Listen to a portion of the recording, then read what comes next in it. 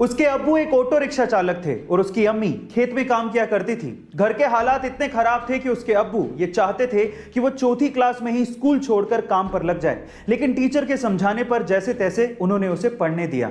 अब पढ़ने तो वो लगा, लेकिन जिंदगी इतनी आसान नहीं थी। अपनी पढ़ाई का खर्च उठाने के लिए उसे होटल में वेटर तक का काम करना पड़ा। एक बार उसके पिताजी से अपने ही हक के पैसों के लिए किसी अधिकारी ने रिश्वत मांग ली। अपने पिता को हक के पैसों के लिए रिश्वत देते हुए देख के उस बंदे ने सोच लिया कि वो एक अधिकारी बनेगा। फिर क्या था, 21 साल की छोटी सी उम्र में उसने यूपीएससी जैसे बड़े एग्जाम को पहले ही अटेम्प्ट में क्रैक कर लिया और पूरे इंडिया में 361वीं रैंक बनाई और आज वो एक आईएएस ऑफिसर है। धरती गोल, सूरज गोल, चंदा गोल। अब ये सारी गोल चीजें तो ऊपर वाले ने बनाई हैं, कुदरत की देन है। तो इंसान ने सोचा कि क्यों ना मैं भी दुनिया का सबसे गोल ऑब्जेक्ट बनाऊं, और उसने बनाया भी।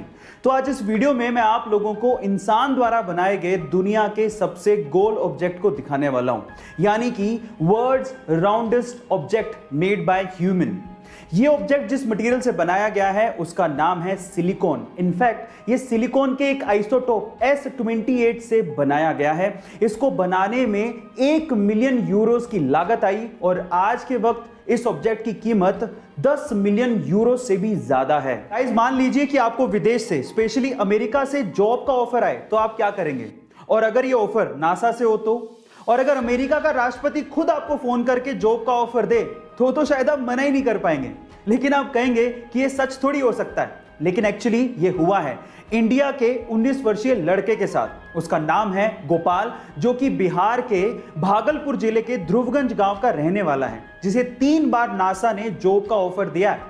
और तब के अमेरिकी राष्ट्रपति डोनाल्ड ट्रंप ने खुद ने नासा के साथ काम करने के लिए गोपाल को कहा था, लेकिन गोपाल ने तब यह कह के मना कर दिया कि वो देश में रह के देश के लोगों की सेवा करना चाहते हैं। ये बात है सन 1990 की, जब दिल्ली के एक व्यक्ति ने एमआरएफ कंपनी के 20,000 शेयर्स खरीदे। तब एमआरएफ कंपनी के एक शेयर की कीमत लगभग 10 रुपए थी, यानी कि लगभग 2 लाख रुपए उस व्यक्ति ने एमआरएफ कंपनी में इन्वेस्ट कर दिए थे।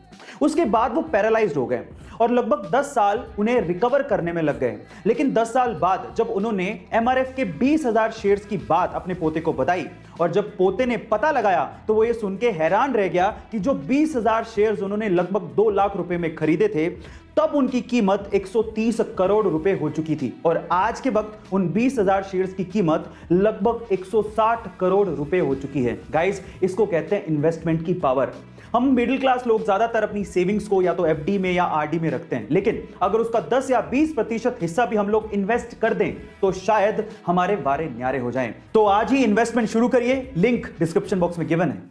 गाइस, अगर आप सोशल मीडिया प्लेटफॉर्म इंस्टाग्राम को यूज करते हो तो आपको यह पता ही होगा कि आप इंस्टाग्राम पे किसी प्राइवेट प्रोफाइल को सिर्फ तभी देख सकते हो जब आप एक दूसरे को फॉलो कर रहे हो। अदरवाइज आप इंस्टाग्राम पे प्राइवेट प्रोफाइल को नहीं देख सकते। लेकिन मुंबई के रहने वाले मयूर ने इसमें खामी ढूंढ डाली। जी हां गाइस, मुंबई के रहने वाले मयूर ने इंस्टाग्राम में एक बग ढूंढा जिसके जरिए वो इंस्टाग्राम की किसी भी प्राइवेट प्रोफाइल को देख सकते थे और इस बात की जानकारी उन्होंने तुरंत फेसबुक को दी और फेसबुक ने एनालाइज करने के बाद ये माना कि हां, ये खामी थी, ये बग इंस्टाग्राम में मौजूद था और उसके बाद उन्होंने इसको ठीक किया और उसके बाद फेसबुक की तरफ से ईमेल के जरिए मयूर को यह जानकारी दी गई कि उन्हें बाउंटी के तौर पे $30,000 यानी कि लगभग 22 लाख रुपए का इनाम दिया जा रहा है। एक सवाल है मेरा, क्या जीन्स सिर्फ लड़के पहन सकते हैं? नहीं, लड़कियां भी पहन सकती हैं, उन्हें भी हक है, इनफैक्ट वो पहनती हैं। तो फिर स्कर्ट क्या सिर्फ लड़कियां पहन सकती हैं? अगर कोई लड़का स्कर्ट पहन के आ जाए तो हम उस पर हंसते क्यों हैं? ये हमें नागवार क्यों है? कुछ ऐसा ही हुआ स्पेन के एक स्कूल में, जहां पर 15 साल का एक स्टूडेंट माइकल गोमेज स्कर्ट पहन के स्कूल पहुंच गया। तो स्कूल की अथॉरिटी ने पता है क्या किया? उसे स्कूल से ही एक्सपेल कर दिया, बाहर निकाल दिया और उसे दिमाग के डॉक्टर को दिखाने की सलाह तक दे डाली। लेकिन उसके मैथ्स के टीचर को, जो कि खुद एक मेल था, उसे ये बात पसंद नहीं आई। अगले दिन वो मैथ्स का टीचर खुद स्कर्ट पहन के स्कूल आ गया और उस बच्चे को सपोर्ट करने लगा। देखते देखते बाकी मेल टीचर्स और बाकी स्टूडेंट्स ने भी उस बच्चे को सपोर्ट करने के लिए स्कर्ट पहनना शुरू कर दिया। गाइस, सोशल मीडिया पे उसे बहुत सपोर्ट मिला, लेकिन मेरा फिर से एक ही सवाल है, जिसको जैसा पसंद हो वो वैसे कपड़े पहन सके, ऐसी फ्रीडम हमें कब मिलेगी? स्पेन जैसे देश में ये हालात है तो बाकी कंजर्वेटिव कंट्रीज में क्या हालात होंगे? गाइस, आपका इसके बारे में क्या ख्याल है? कमेंट सेक्शन में जरूर लिखिएगा और ऐसे अमेजिंग वीडियोस के लिए शेयर, सब्सक्राइब एंड लाइक। मिलता है अगली वीडियो में।